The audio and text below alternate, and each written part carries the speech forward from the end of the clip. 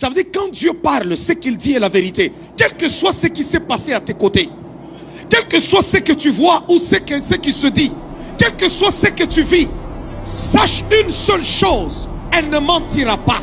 Il y a maintenant beaucoup d'années que je suis arrivé ici à Québec. Ça fait 11 ans que Parole de Vie existe. Ça mérite d'être fêté. Ça mérite d'être fêté. C'est pas facile d'arriver dans une ville où on est trop jeune. J'étais trop jeune encore à l'époque. Et je suis encore jeune jusqu'à aujourd'hui. Mais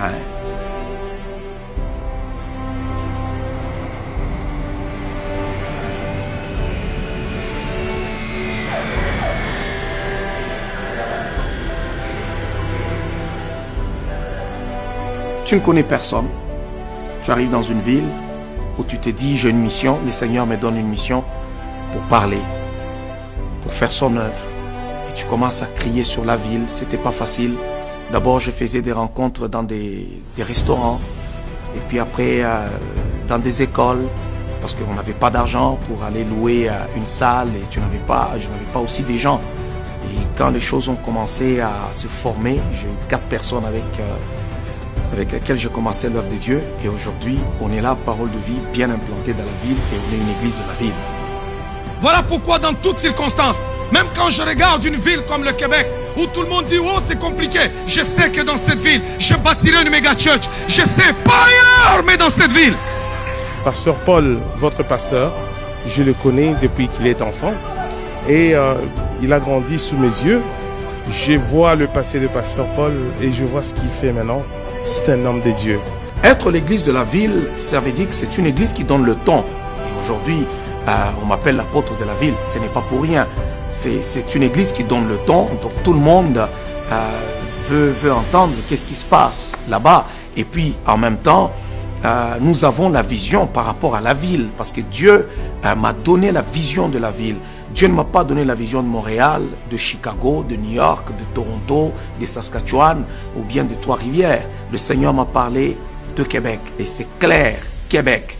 Et lorsque je dors, je rêve au Québec. Lorsque je me lève, je parle de Québec. Et qu'est-ce que je fais à Québec? Je ne veux pas être à Québec pour devenir une église ordinaire. Nous voulons faire dans la ville de Québec ce qui n'a jamais été fait dans cette ville. Il dit, mais les hommes qui étaient allés avec lui dirent, nous ne pouvons pas monter contre ce peuple car il est plus fort que nous. Et ils décrièrent devant les enfants d'Israël le pays qu'ils avaient exploré. Ils dirent, le pays que nous avons parcouru pour l'explorer, c'est un pays qui dévore ses habitants. Il y a des villes qui dévorent. Non, je vous dis vrai. Il y a dans des endroits, quand tu y vas, tu y entres comme ça dévore. Et il y a des géants comme ça dans cette ville de Québec qui ont déjà enfermé les ministères, qui ont enfermé les églises pour que les églises ne sortent pas la tête. Mais qu'ils le veuillent ou pas, ils entendront les pas de Christ marcher dans cette ville. On a une grande mission en tant que communauté, on a une grande mission en tant qu'église pour donner à Dieu cette ville. Je me souviens un jour, le Seigneur m'a dit, je veux ma ville, donne-moi ma ville. Alors c'est une responsabilité que nous avons, que je porte sur les épaules et nous sommes en train de courir et nous sommes une église de la ville parce que par cette église, Parole de Vie, la ville entendra parler de Jésus-Christ. Qu'ils le veuillent ou pas, ils entendront parler de Jésus-Christ. Et on verra des jeunes gens, on verra des gens de tout âge sauver et courir. On va bâtir dans cette ville ce qu'on appelle une méga church. Et ça, c'est notre objectif. C'est pourquoi je parle d'une église de la ville. Il n'y en a pas de méga church dans la ville de Québec. Pourtant, nous sommes dans une ville qui a presque 1 million d'habitants. C'est anormal. On ne peut pas laisser le diable assiéger une ville et s'asseoir sur une ville et laisser juste des groupuscules d'hommes à gauche et à droite, de 50, de 60 personnes comme étant l'église. Non. Mais aujourd'hui, quand je regarde tout ce que nous avons réalisé en 10 ans et où nous sommes aujourd'hui avec le Seigneur, je dis au Seigneur, waouh, Seigneur, merci beaucoup. Ça, c'est un signe que c'est toi qui nous as appelés. Parce qu'on a réalisé ce que les autres n'ont pas pu réaliser pendant des années.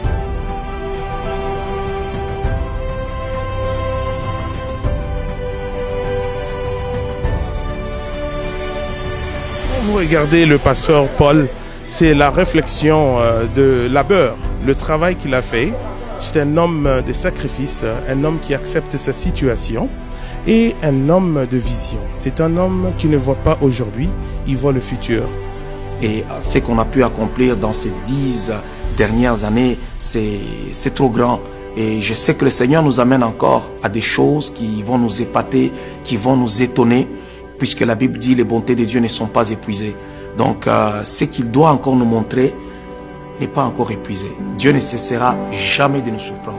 Il va encore nous surprendre demain. Et nous aspirons toujours à des grandes choses. Moi, j'ai toujours aspiré à ce qui est meilleur. J'ai toujours aspiré à ce qui est grand.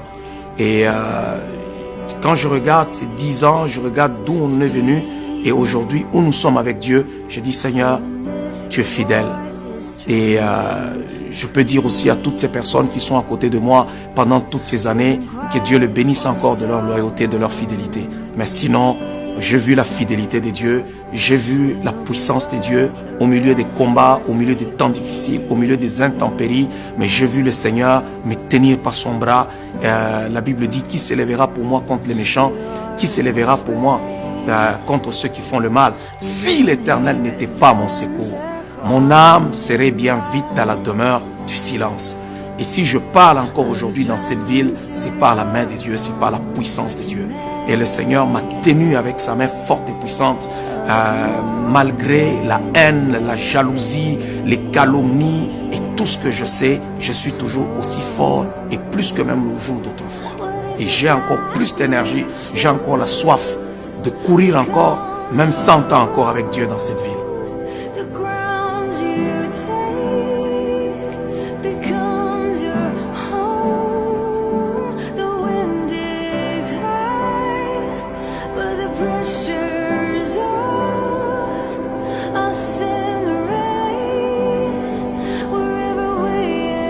Je vous aime tous, vous êtes nombreux, je ne peux pas citer le nom de tout le monde.